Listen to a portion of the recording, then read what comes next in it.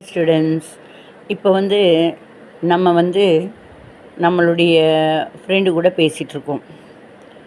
அதே சமயத்தில் நமக்கு ஒரு கால் வருது நம்ம வீட்டிலருந்து.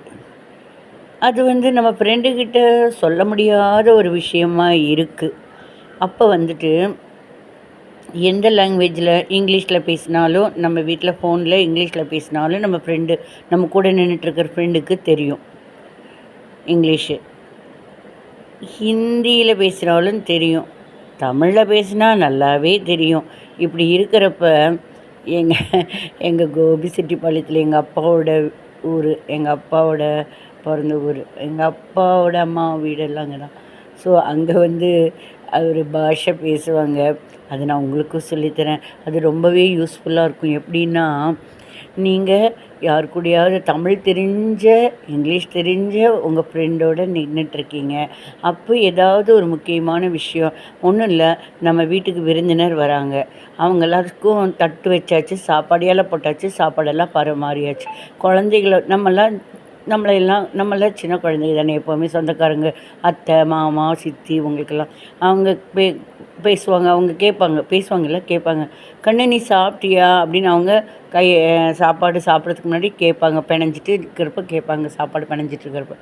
அப்போ வந்து அம்மா என்ன சொல்லுவாங்க, சாப்பிட்டேன்னு சொல்லுன்னு சொல்லி சொல்லுவாங்க. அது தமிழில் சொன்னால் தெரிஞ்சிடும்.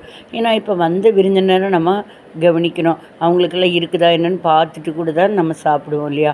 அப்போ இன்னும் சாப்பிட்லன்னு சொல்ல முடியாது. ஏன்னா அவங்களுக்கு மன வருத்தமாக அவங்க சாப்பிடாம விட்டுருவாங்க.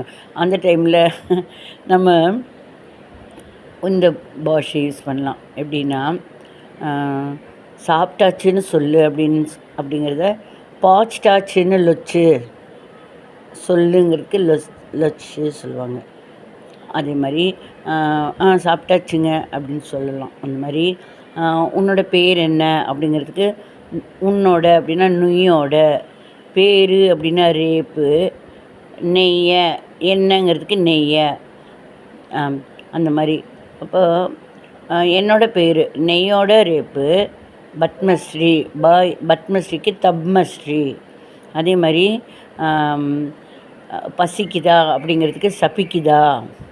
பசி வந்து சபி, முதல் 2 வார்த்தையை வந்துட்டு இதோட ஒலி அதுக்கு போட்டுடணும், அதோட ஒலி இதுக்கு போடணும். சபிக்குதா அப்படின்னா ஆமாம் அப்படின்னுக்கு மாயா.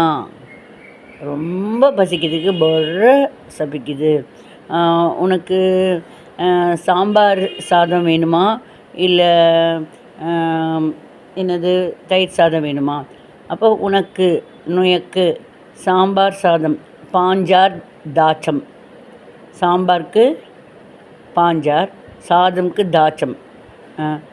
சாம்பார் சாதம் வேணுமா, பாஞ்சார் தாச்சம் வேணுமாக்கு நேவுமா, இல்லை அப்படின்னா லிய தயிர் சாதம் யதிர் தாச்சம் நேவுமா. தயிர் சாதம் வேணுமாங்கிறதுக்கு யதிர் தாச்சம் நேவுமா. சும்மா ட்ரை பண்ணி பாருங்கள்.